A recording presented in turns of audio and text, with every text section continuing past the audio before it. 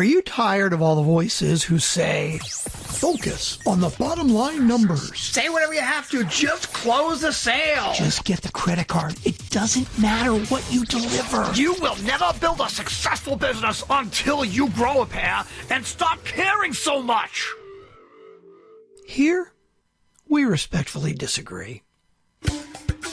We give you permission to embrace who you are, how much you care, and encourage you to design a business that works for you and your clients.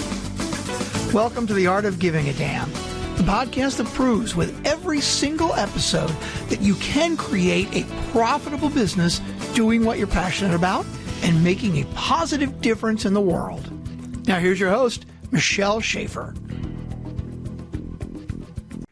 Hey, welcome back to another episode of The Art of Giving a Damn. My guest today is CJ Grace. CJ, thank you so much for coming on the show. Thank you so much for having me. It's a pleasure to be here. Well, you know, you've got a really fascinating story, and so I can't wait to dig into that and find out a little bit more about not just what you've been through and your perspective on life, but what motivated you to step out and really share some of these personal things with the world in a way that it could help people. So just real quick, by way of introduction, CJ Grace is the author of Adulterer's Wife, How to Thrive Whether You Stay or Not.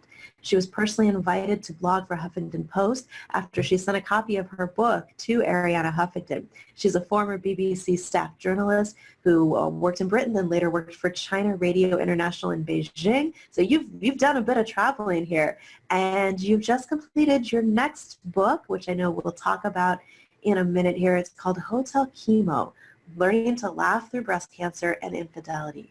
You dealt with the double whammy of discovering your husband's infidelity and then shortly after dealing with breast cancer. But you refused to be a victim, and I love this. You kept your sarcastic Brit sense of humor. Your mantra is the best revenge is to get past the need for it. And you write about using adversity as a kick in the pants to make your life more meaningful and fulfilling with or without a partner. You have been through a lot in a short period of time there. So let's just start with you decided to come out and write books about this and share your experience. What did you go through thought process-wise? What motivated you to do that? It was interesting. I was at a Kindle conference for the business I worked for with my husband, and one of the programs we had to do as an exercise was to write an outline for a book. And I had no clue what to write about. And it was fairly recent that I discovered that my husband had a girlfriend that he was pretty keen on. And it just came out as the outline. I had no intention of writing the book. And I wrote the outline, and then I started to fill it in later on, and that was the book. It wasn't something that I had sat down and thought about doing before that point. Gotcha. Yeah, I mean, that's something that a lot of people don't talk about. You know, if they've been through it, it's one of those secrets that people feel shame around, where they just don't know how to have a conversation. Absolutely, and everybody, almost everybody has been on one side of that. Either they've been unfaithful, or they've been with a partner that's been unfaithful, or they've had parents that have been unfaithful to each other. It's very, very common, in fact, depressingly common. Everybody to whom it happens, you think you're the only one that it's happened to, and nobody else is going through this kind of roller coaster, but actually it's really common, and most people feel the same kinds of emotions going through it. Yeah, you know, that's something that I know when I found out, because the same thing happened in my marriage, I felt like I was alone, and I had to stop and remind myself there are so many others who have been through this, who've dealt with it. And before we go any further, actually, I want to mention for anybody listening who's identifying with this conversation already, CJ has a free ebook called Overcoming Infidelity, Tools to Tame the Roller Coaster of Negative Emotions. And if you're in that place or you're still dealing with those emotions, there will be a link near the podcast, wherever you're watching or listening, that you can go get a copy of that and get some help, just if nothing else, to know you're not alone. Others go through those same emotions, and there is a way to come out stronger and happy, and as your book title says, thriving on the other side of that. So I normally don't mention that till the end, but I just wanted to start off with that. Well, thank you for mentioning that. And you said earlier that my mantra is that the best revenge is to get past the need for it. And the other side of that is that so many people get into a revenge mode when they found out that their husband or wife has been unfaithful. And all you're doing is really digging yourself deeper into the hole by just churning that revenge and working out in your head ways to have revenge on your husband or your wife, instead of using that energy for making your life better and getting yourself out of the hole. And it's a real trap that a lot of people get into, and they get very black and white about the partner, so that everything that's happened is their fault, is the other person's fault and not theirs. And usually there's a kind of dynamic that goes on. And even if you haven't really done anything to push the other person into having a relationship with somebody else, what it is as much of a symptom as a cause of marital breakdown. It's a symptom that things aren't really that great between you, in a way. And so that's what you have to address. And I'm not saying that you have to leave somebody after adultery, because a lot of people do manage to stay together, and some people actually thrive after that, and they have better relationships and more honest relationships with their spouses. That's one of the things that you've got to go. Yes, that's one of the things that caught my attention about your book title, was the concept of thriving, whether you do decide to stay or go, whatever way it goes. And I think what you said about moving past the need for revenge has a lot to do with that. If you actually want to get past that negative roller coaster of emotions and move on with life, you have to let go of that and not focus on the revenge part of it, but just focus on, okay, what can I do to continue improving myself and to thrive and pursue, what I'm doing in life. What do you find the reaction is when you share that book with people, or you share the title of it? Well, it does appeal more to women than to men, that's for sure, because I wrote it very much from a female point of view. And then after having written it and done interviews, I was doing interviews on national radio in Britain, Woman's Hour, which is the flagship show for women on the BBC, on Radio 4. I was asked, well, what about men? What about same-sex couples? I mean, isn't it just as bad for them to go through it? Absolutely. And some of the things that I write about would be equally applicable to any of those people, whether it's a man, whether it's somebody in a same-sex relationship. It's the same pain you go through, and the same deal about trying not to get burnt up by revenge. But so some guys feel a bit, you can see a look in their eyes when they see the book. They think, oh, goodness me, is this some kind of harpy writing about how dreadful men are? Which actually I'm not. I mean, I have swear words in there. I let it all out in the book, but I also say that that's a way that you do let things out. And, when you're going through infidelity and cancer on top of that, geez, you do think, wow, and all these swear words come out of your mouth when you're thinking about how life's treated you. But, obviously, that's just letting out the emotion. It doesn't necessarily mean that that's how you want to be presenting yourself to the world forever. That's true. I think we do go through those times where you've just got to get the emotion out, and sometimes how it comes out may not be polite or pretty, but it's part of the conversation. Although I have to say that Hotel Chemo is F-word free, whereas Adulterer's Wife is not. Right. So fair warning before you pick up a copy of those books, what's inside them. I think as people go through that process, there's that shock there at first, right, about it. And you've been able to take that and turn it into something that's allowed you to become more, more out there with the message. And and really help other people through that. So for people who are going through something where they've run into that shock, whether it is something like infidelity or something like a cancer diagnosis, what recommendations do you have for people who can take that and not go into victim mode? Because it is really easy. I can't even imagine dealing with both of those at the same time. It's hard just dealing with one of them, not going into why did life do this to me? Why am I dealing with this type of mentality? So what do you say to people when you have that conversation? I did develop a 6-part program that I mention on my website, and you've got to find confidants, people who have your best interests at heart, who you can sort of mentor with. And they should be good friends, both male and female, actually. You get a much clearer view of the world if you don't just focus on only women friends. You need really both. And that means that you have to cultivate connections old and new. Mm-hmm. You may have developed a lifestyle where really all your energies are in the marriage and with your husband. And in some ways, you're finding that your own identity has been submerged in the marriage. Yeah. So that when you're out of that, you actually have a chance to flourish and be your own person again in a way that maybe you weren't during the marriage. And there are several other points that are important to remember. You have to try and see the humor even in the absurdity, in the black absurdity. You have to have a sense of humor, because if you don't laugh, you cry. And you really have to see how crazy everything is. One of the things that I do when things get tough is I remember a relative of mine who was the first cousin of my mum.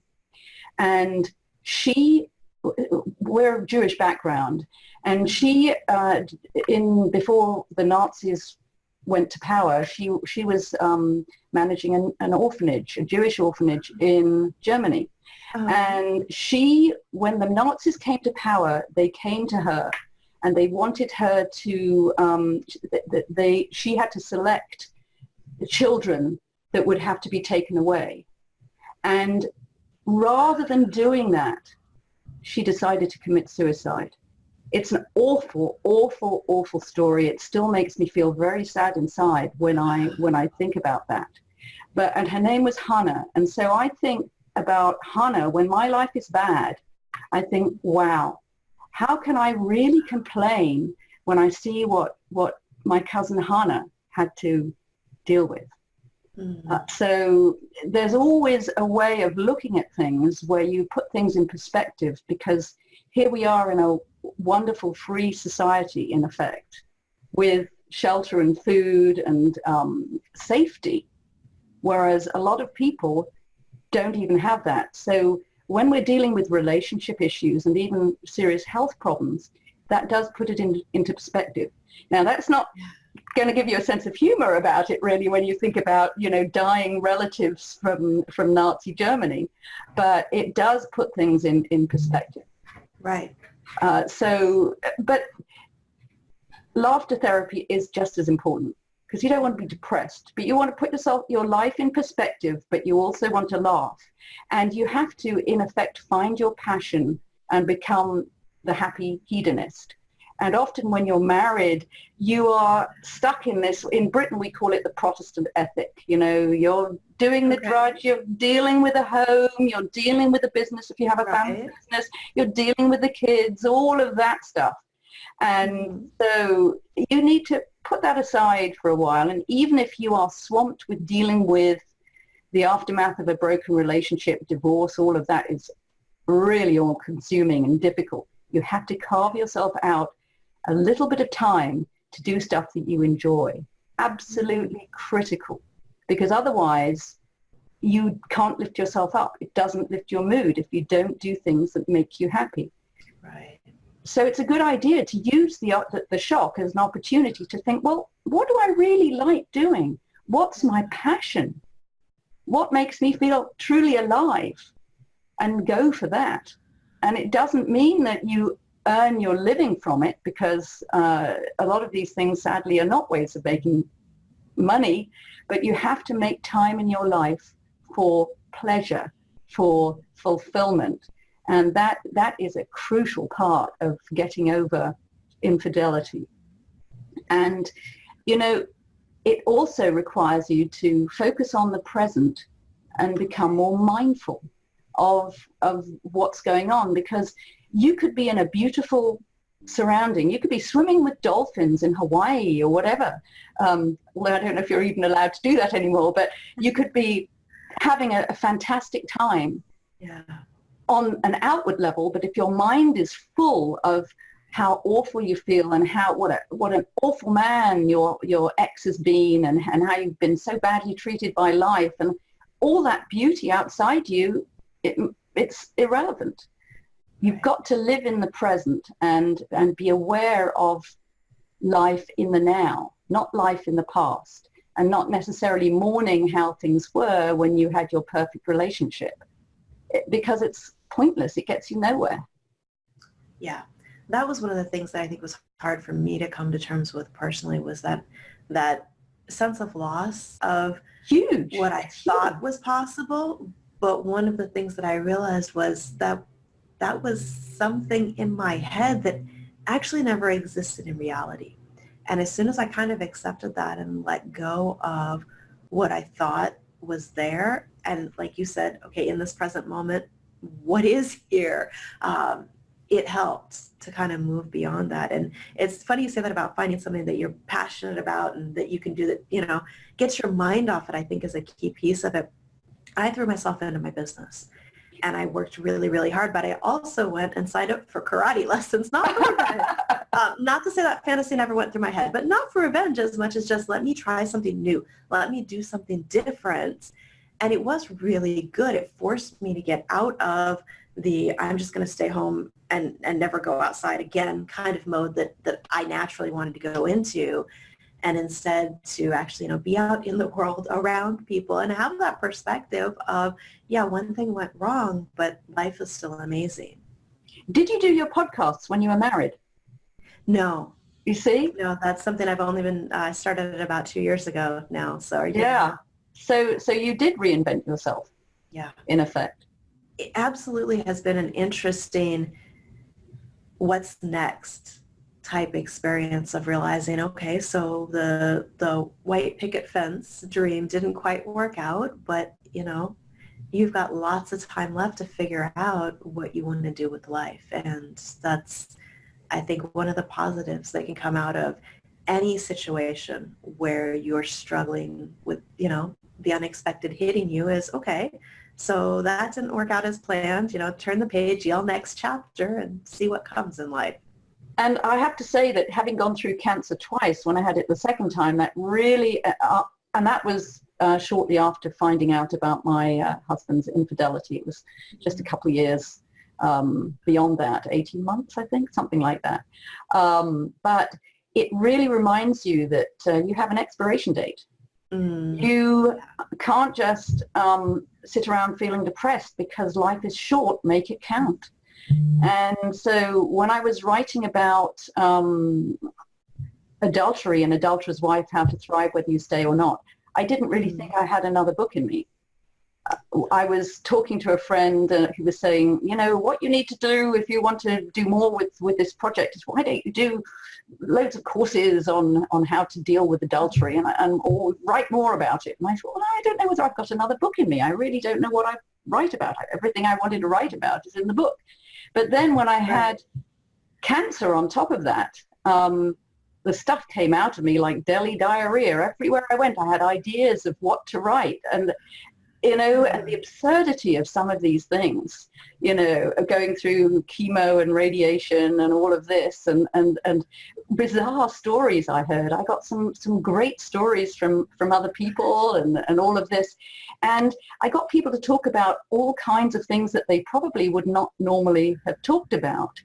And so many of the cancer books I read and memoirs, they would start with these dedications to this wonderful husband that was their rock, that they were supporting, that they're getting so much support from their husbands and all of this. And that was there in the dedication. I remember reading Joan London's book, which was very well received about breast cancer. And she writes about how supportive her husband is, I think in a pretty long dedication to him. Well, you know, when your husband's unfaithful and your marriage is falling apart, your husband is not so much a rock, he may be more of a millstone.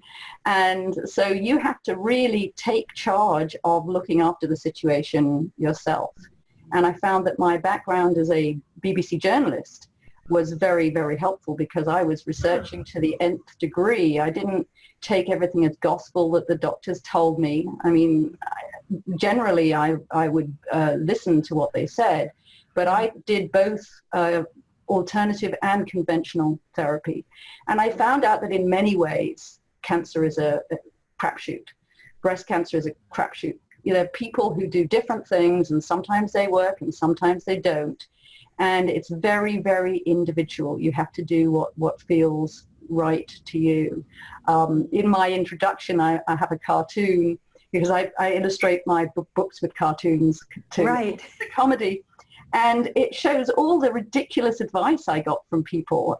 Good friends, you know, people would say things like, well, chemo and radiation's toxic and it doesn't work. And then somebody else would say, alternative therapy is all pure quackery. And somebody else would say, well, if you don't give up dairy, you're just going to get cancer again. And somebody else, well, you know, the reason why you got cancer was because you're so stressed out. You need to relax. Well, that kind of thing really helps you relax. Yeah, that's not the most helpful advice. So, I mean, it was a kind of absurdity, really, that, you know, and I saw the humor in all of that. And everyone who's had cancer has been through the whole deal of all their friends and anybody they know trying to give them advice on what they should do. And if you did all that advice, if you took all the advice that people gave you, it would probably take maybe 48 hours out of a day to do it. And you've only got 24 and you need to be able to sleep. So it's a difficult situation, and navigating through it without a fully supportive partner makes it more difficult. And I didn't see that there was anything out there that covered how to deal with going through cancer without that kind of support group. You have to build your own support group, in effect. The other thing that I found in a lot of cancer books that I read was that they were very preachy. People would have a particular view. This is the route you have to take. This is the kind of therapy you need to do, otherwise you're going to die. And, you know, I didn't want to do that because I've come across people who did conventional therapy and they did fine. Conventional therapy and they died. Alternative therapy and they did fine. Alternative therapy and they died. How can you tell? And some people who've done both, some of them survive, some of them don't, because life basically is a crapshoot. And so it's, you know, it's one of those things. This book is pretty much close to being done, Hotel Chemo, Learning to Laugh Through Breast Cancer and Infidelity. And at the time we're talking together, I'm still looking for a good publisher and an agent for that book, because the previous book I wrote about adultery is with a smaller publisher. And I think that Hotel Chemo really needs a bigger reach, since 1 in 8 women have breast cancer in America. It's either you've gone through it yourself, or you have friends and relatives who have gone through it, and it is it's a bear to go through it. Now, thankfully, with breast cancer, most people survive quite fine from the first bout of breast cancer. Slightly different with me because I've had 2 bouts. And I also have that very nice legacy from my Ashkenazi background, one of those BRCA genes. Gotcha. So thank you very much, relatives, for that.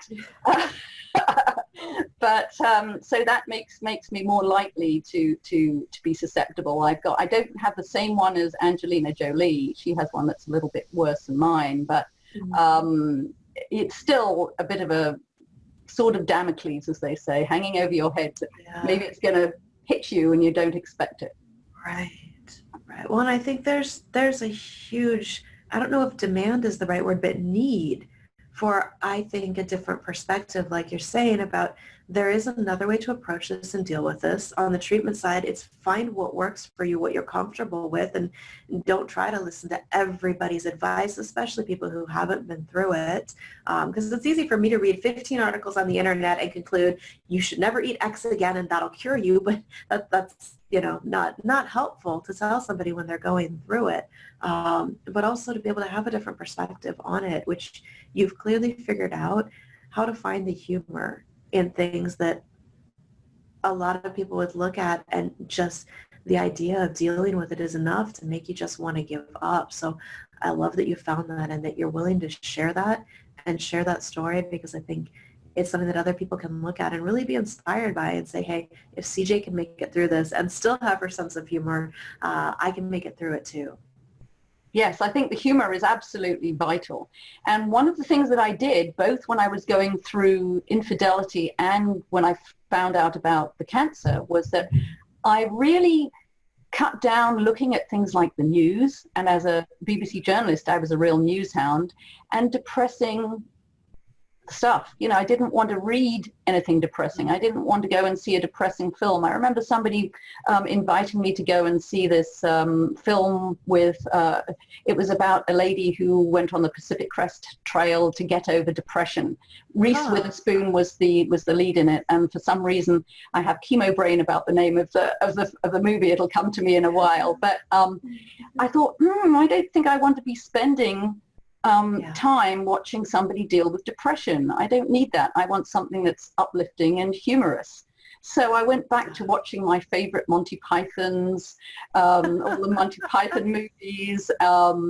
And one of the things that I do in both books is list humorous movies that I watched that helped me get through it. You want stuff that makes you laugh. You want stuff that cheers you up.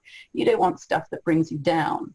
And, a lot of what you see, a lot of what you watch on TV, a lot of what you see when you're looking at social media, especially when you look at Facebook and everybody's saying how wonderful their lives are, and you're thinking, oh my God, my life is crap.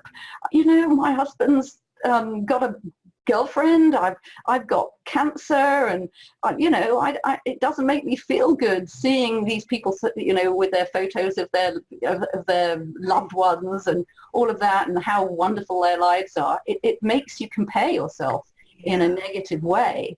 And so I found that I was trying to avoid getting myself into those negative loops. And I think it's very important to do that, because we have so much coming at us, especially on the screen, from the screen, that can bring you down in all kinds of ways. And what you see on social media is a fairly unrealistic view. It's a sanitized view or an extremely positive view of how wonderful somebody's life is and how successful it is. And you'll never be able to match that. You don't really see people on Facebook posting pictures of themselves looking depressed, eating ice cream in front of the TV because they're so down because they've broken up with their partner. It's just the way it is. So you want to function in a way that brings you up rather than brings you down. Very, very important. And that's another way that you have to use that technique to get over feeling down. Aside from some of the other techniques that I mentioned, for example, in that free ebook, I have a mindfulness technique that actually comes from England. They use it for school children. And it's teaching people how to become mindful by eating a piece of chocolate. And as I'm a chocoholic, that's got my attention. It really works. That's my addiction to chocolate. But things like being mindful of what it's like to unwrap the chocolate, smell the chocolate, feel it in your hand, and then put it in your mouth and just feel it in your mouth, and then eventually, after all that time, you can eat the chocolate. But it is a mindfulness exercise that has worked well in schools in Britain. And so if it works well for kids, I think it'll work well for, if they can handle it, I think adults can handle it too. And it teaches mindfulness. Yeah, well, I think Yeah, it is. And I think everybody listening would agree that's at least worth a shot. Like, it's an excuse to try, eating a piece of chocolate, and it's for research purposes. So Yes. everybody grab that ebook, go through that mindfulness exercise, and Yes, enjoy your chocolate. That's my free mini ebook, Overcoming Adultery, Tools to Tame the Roller Coaster of Negative Emotions. And that you can find on my website, adultererswife.com. And if you can't spell adultererswife.com or adulterers, everybody seems to get that wrong, all you need to do is Google CJ Grace Adultery and you'll find me. Absolutely. CJ Grace Or Adultery. just click the link that's somewhere near where you're listening or watching this podcast. We will have that link there for you as well. CJ, thank you so much for your time today to come on and share some of your life story and how you've handled things that, might be things that most people would look at and go, I don't know how you got back up. But you not only got back up and kept going, but you did it with grace and humor and are sharing with others how to do that as well. So thank you for being a great example of what's possible with a positive mindset. Thank you so much. All right. Everybody watching, be sure you click over, download a copy of that ebook for the chocolate exercise. And if you know somebody who's struggling with some of the issues we've talked about today, send them to CJ's website where they can get some support and some help from maybe a different point of view of how to get through some of the tough things that life can throw at us. Please rate, like, review the show, subscribe wherever you're watching it, and I'll see you back again soon on another episode.